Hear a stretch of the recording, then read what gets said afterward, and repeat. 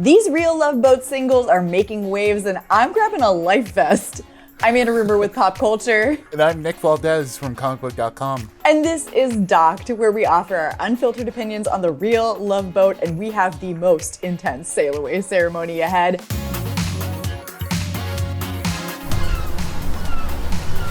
We're going into the 10th episode. These singles are still freaking out our couples. They're totally putting cracks into all these relationships, but we finally get to figure out who they choose. Nick, what an episode. What'd you think? I have been rocked, Anna. So much has happened leading into the sail away ceremony, and so much happens during it that, like, my mind is blown. This is a total, like, we're right at the end, and so much is still happening. It's a lot. We come in on the heels of that giant Marty-Emily fight. You know, Emily is talking to her girls. She's like, I think Marty has a lot of red flags. Marty is talking to his guys. He continues to be a red flag factory, basically. And then we get the first bomb of the episode when Emily goes to talk to Mike, aka Thor, and Mike drops that Marty and Emily have only known each other for 2 weeks. Has this all been happening over just 2 weeks? It seems like a lot, right? Like, so I think that's what I'm trying to wrap my head around. This seems like a lot that's going down in terms of just travel-wise and, you know, overall. Can you even get to these places in 2 weeks? How close? Someone pull up a Google Maps and do, like, a route. I'm shocked.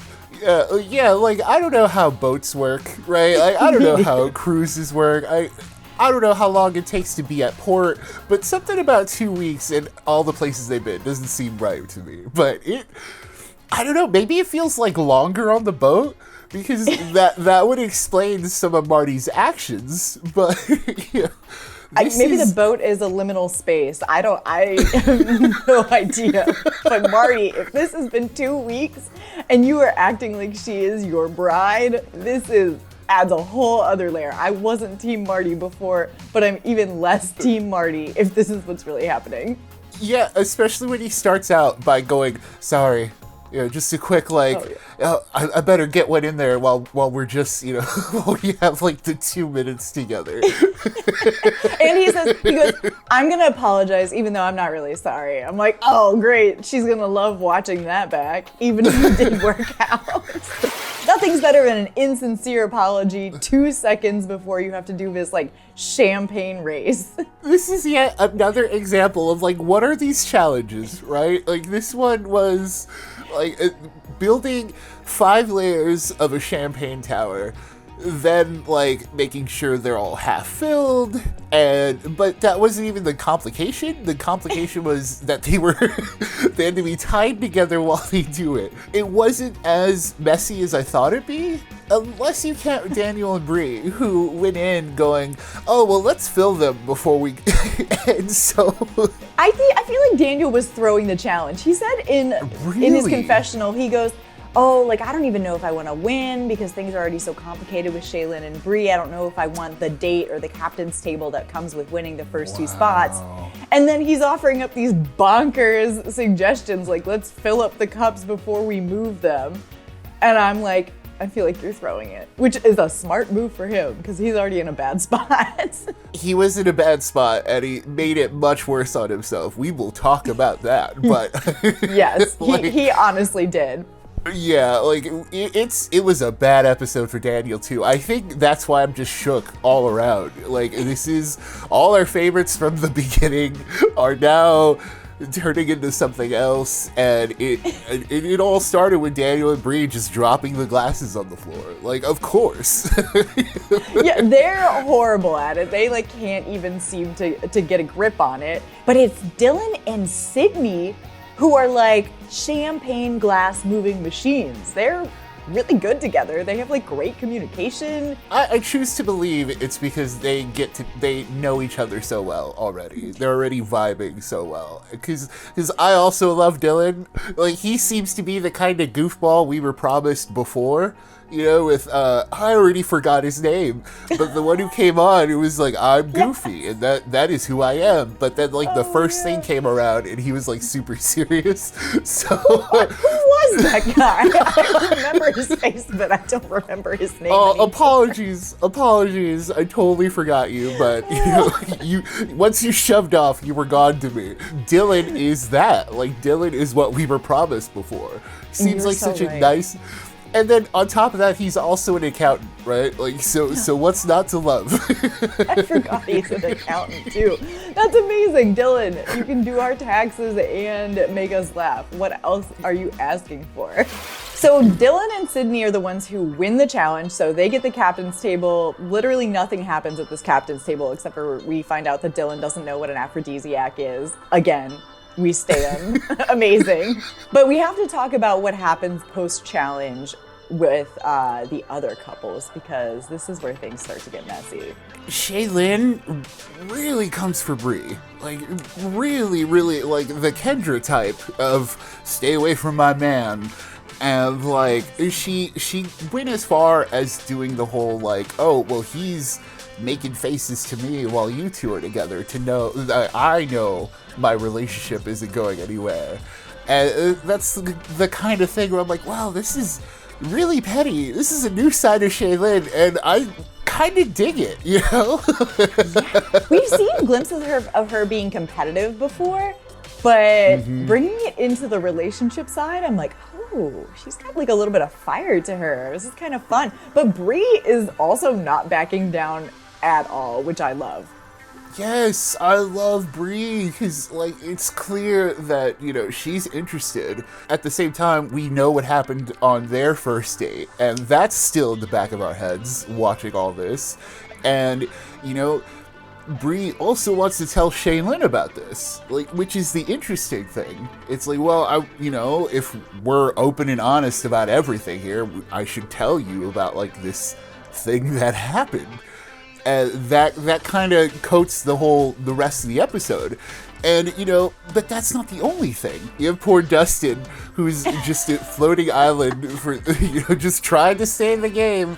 Poor Dustin, you know. Oh, talking to any woman who has any chance of maybe picking him at the ceremony. He's like, I've always had a thing for you, Brie. And Brie's like, excuse me, who are you? Are you one of the wait staff? Like, I've never interacted with you before in my life. I love this, Dustin. Where were you? You know? Yeah, he was too busy talking about penguins. Come on, man. So at the same time, you also have revelations like Susanna revealing that, you know, she, you know, was initially interested in Marty, you know, but that kind of the whole thing between Marty and Emily kind of pushed her away from that. And and then, of course, you have like the Mike and Emily of it all. You know, it's clear that they are really connecting, and Marty over there is being such a hater the entire time. That's the best word to describe Marty for the past couple episodes. He's just being such a hater. I mean, Mike and Emily get to go on this cool like archery date because they were in second place for the challenge, and it looks really fun. Emily's actually really good at archery. She kicks his butt. It should have been like a hammer throwing competition for Thor. I think they have like a very genuine connection. I like them together a lot. She's way more fun with him. Yeah, absolutely. And, you know, and Thor, I love Thor because of his lightning bolt necklace, you know, his, he has the goofy jokes, like he's got everything you want, right? So it's, he's the clear opposite for Marty. They really made sure to hammer that home. Emily was clearly having a much better time. If this is the kind of competitor she could have been this whole time, you know, we wouldn't have spent weeks skipping her. going, oh, well, they're the boring couple we never talk about. They weren't even on the episode, you know? So, exactly. And Marty and Emily, meanwhile, but like back at the boat, he's like, we should talk. We should have a little chat about what went down. And then they immediately get back into the exact same fight. So it's just like, okay, this is toxic. This is clearly not being resolved at all. She is having a blast, like, launching arrows into the sea with Thor. What are we doing here, you know? Right, exactly. There's just no comparison, you know? Compare that to, like, Dylan and Sydney, who just continue to have, like, the best time and continue to be, like, such a cute new couple that it's like, oh, you know, maybe they'll be in the finale. Who knows? I mean, it depends on what the final challenges actually are, of course. You know, something physical, probably. Like, let's go run around this mountain twice before the sail away ceremony kicked in. Is, you know, like you said, Marty and Emily have their big talk, and ultimately, he's still upset that she won't apologize for things he thinks she's done to him, which. Unclear what right? he's yeah. just talking to someone who's not him. He keeps being like, you haven't put me first. And she's like, I have put you first. And I'm like, what does that even mean to either of you? Like, what are we even talking about anymore? I don't know, because, you know, when you look back on it, right, you look at the competition, they clearly, like, once they found each other, that was it, right? Yeah. But from, you know, what we're hearing now, it's only been 2 weeks. Marty has been very clingy, and, you know, and he's saying, you don't put me first, as in, you don't give me attention when, you know, the side we've seen is, no, they only gave each other the attention. So, it's not a good look for Marty. It really isn't. This is all leading up to the sail away ceremony where jaded as I am, I'm like, whatever, these two are probably going to end up back with each other because relationships are toxic and people are toxic. But that's not what happens. Let's go in order because otherwise we'll get totally lost. Dylan is up first. He picks Sydney. She's like, yes, I don't have a connection with Dustin. Dustin is like, A-okay, see you later, girl. Next up we have Bree, who tells Daniel basically, but he needs to be honest with 𝐒𝐿IN about what happened between the two of them. And then, like, self-eliminates. Bree has had enough. And in my perspective, I totally get it. Yeah, I'm like, you know what? She just went in just wanting to find somebody, you know? But she instantly started getting in fights with 𝐒𝐿IN.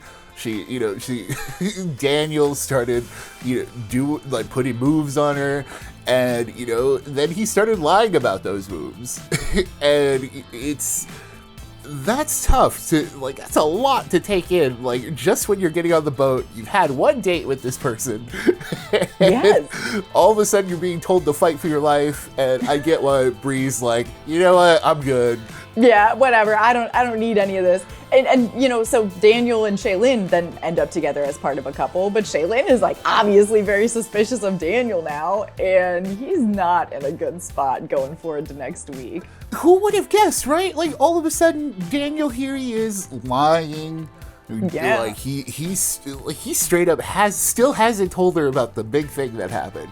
And you know, he's over here saying he's hurt that Bree would say such things. And so that's kind of like the most suspicious move, right? The deflection of, oh, I did wrong you wronged me. Like, we just saw it with Marty, right? So yeah, exactly. Oh my God, do they hand them like a toxic behavior handbook getting on this boat? Because they are really playing the same kind of game there. Is that why Dustin got told to shove off? Too